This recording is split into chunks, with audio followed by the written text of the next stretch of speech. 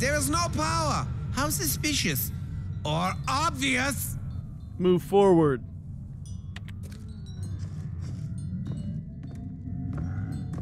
To the left. Aim. Fire. Reload.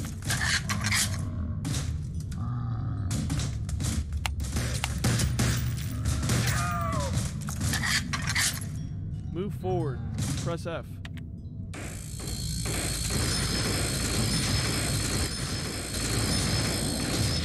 Turn around.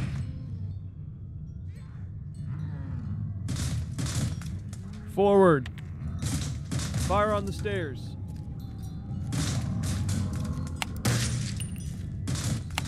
Back up. Reload. Move up. Knife. Look right. Forward. Knife. Check behind. Small step left. Go forward. Right, left, knife. Move forward. Right.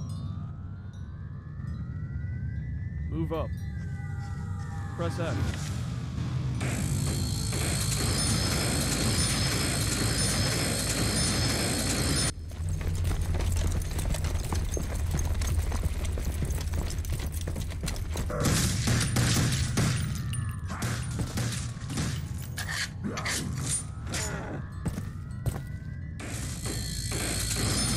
Back up. Right.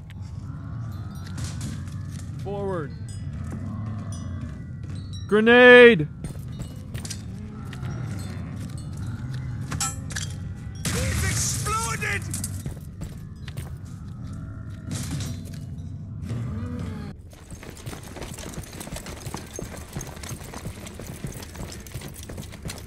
Did you feel it? Oh, I hope you did.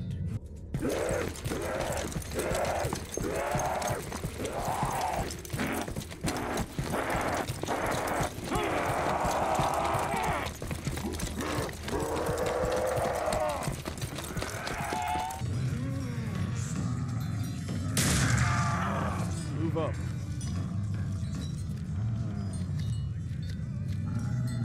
Hold it.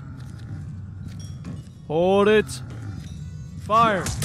Dare you touch the Back up. doctor?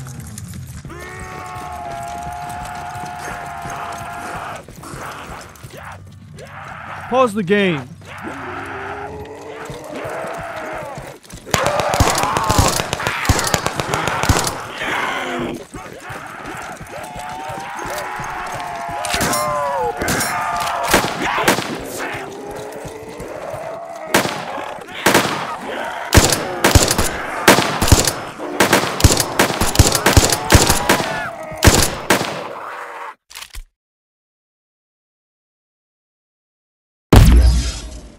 What the?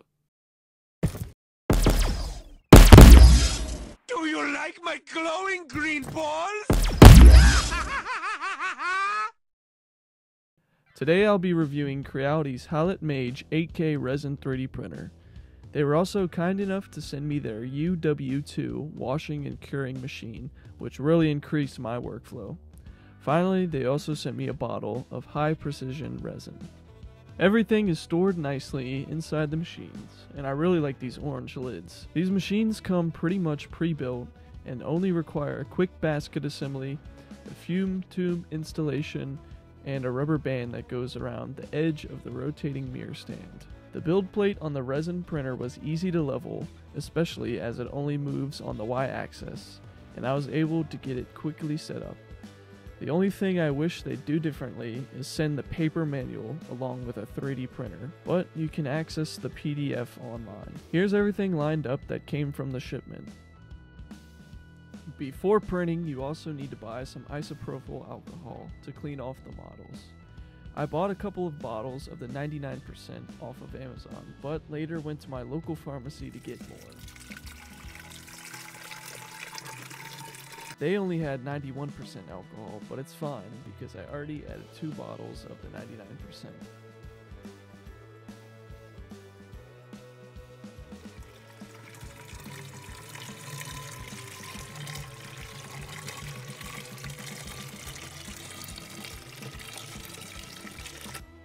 You'll also need some gloves and a mask, as the resin is toxic.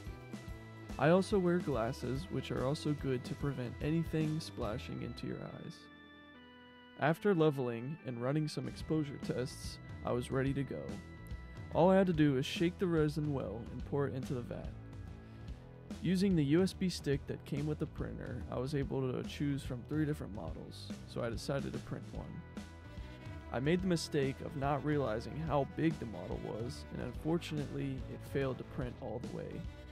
I thought I needed to add more resin to the vat, so I paused the print, which caused it to not perfectly match up when the printing resumed. My camera also died while filming the time lapse.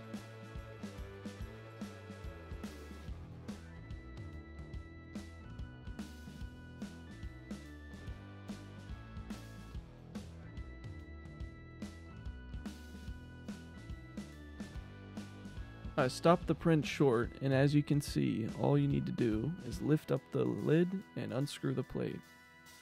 I would also recommend having a dish or something where you can catch any resin that drops off the plate.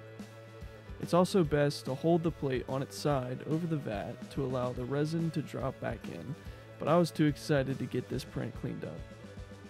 After scraping off the figure, it's time for an alcohol bath.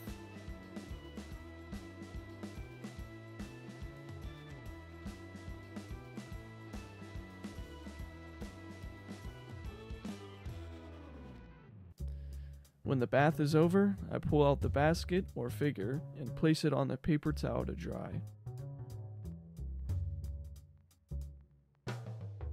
When the drying is complete, now you can use the clippers to cut the model free of the supports.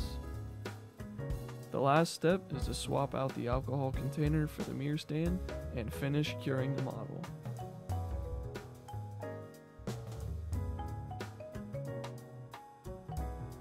Since I ruined the first model, I decided to print again, but this time at a smaller scale. Unfortunately, the model on the USB stick was not pre-supported, so I had to support it myself. The slicing software that came on the USB is okay, but I missed some islands on the print.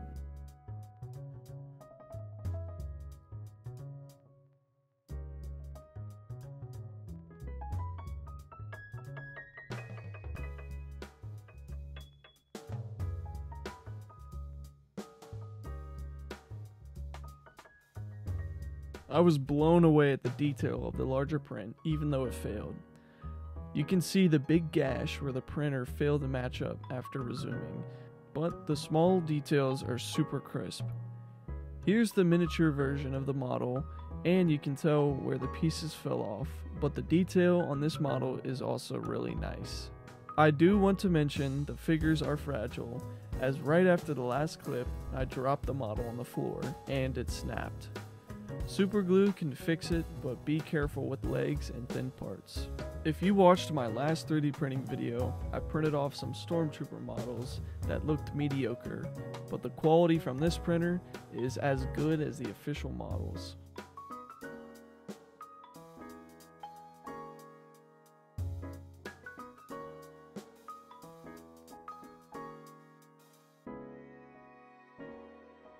Other than the quality of the prints, I also like how you can print more models without increasing the print time. Since the resin printer only moves up on the Y-axis, you can cram all the figures you want on the build plate, and it would take the same amount of time as printing one figure. You can see I printed a lot of these little Stormtroopers, and they look phenomenal. I also reprinted Jonesy, and it's night and day of the quality difference. The resin Jonesy still looks a little blocky because the model was low poly.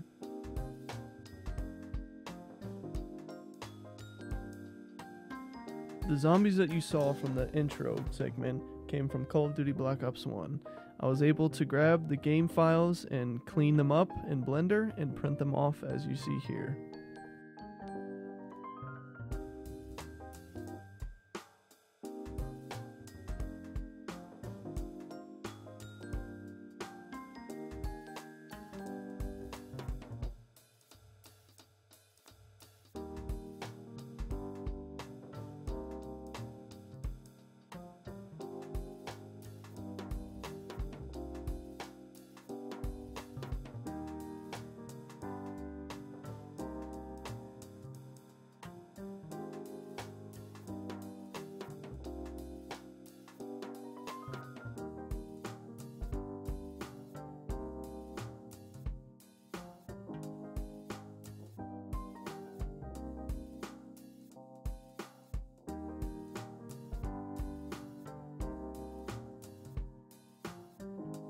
In the future, I plan to print off more characters, and as you'll see later, I've printed off some characters from Call of Duty Modern Warfare 3.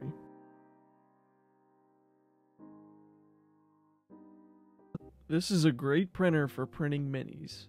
You can print 36mm and 54mm figures that have incredible details.